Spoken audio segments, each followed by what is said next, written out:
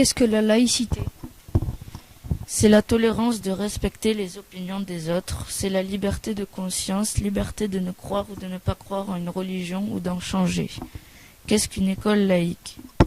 Une école laïque est une école qui possède un jour vaqué dans la semaine pour que les enfants religieux puissent pratiquer leur religion en dehors de l'école, le mercredi après-midi, selon la loi de Jules Ferry du 28 mars 1882.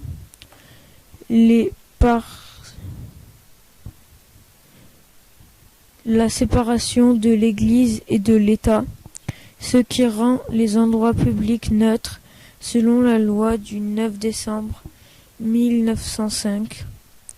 Le port de signes religieux est interdit dans les écoles, le collège et le lycée. Le port d'un objet discret, selon la loi du 15 mars 2004. Qu'est-ce que la charte de la laïcité? La charte de la laïcité, c'est faire partager les valeurs de la République française. Dans notre collège, on peut la retrouver dans la cour, dans les salles de classe et dans notre carnet. L'article 3, c'est la liberté de conscience, liberté de ne croire ou de ne pas croire. Elle permet la libre expression de ses convictions dans le respect de celles d'autrui et dans les limites de l'ordre public. Article 7, la laïcité assure aux élèves l'accès à une culture commune et partagée. Comment est représentée dans La laïcité dans le collège est représentée sous la forme d'un arbre torsadé. Les racines représentent le passé, le tronc représente le présent et les branches représentent le futur. Jules Ferry était un homme politique. En 1882, il crée la loi sur l'organisation de l'enseignement primaire.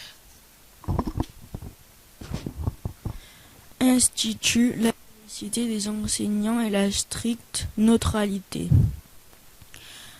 Aristide Briand, homme politique qui portera et fera voter la loi le 9 décembre. Sur les branches, il est représenté des bonnets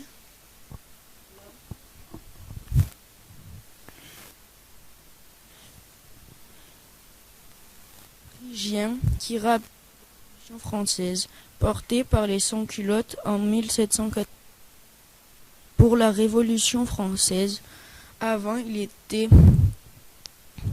utilisé en Grèce et à Rome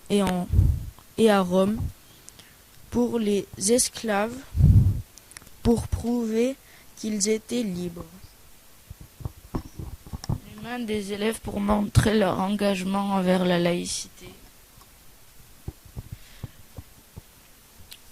Les mains sont représentées sous forme de différentes couleurs pour montrer que nous sommes tous différents.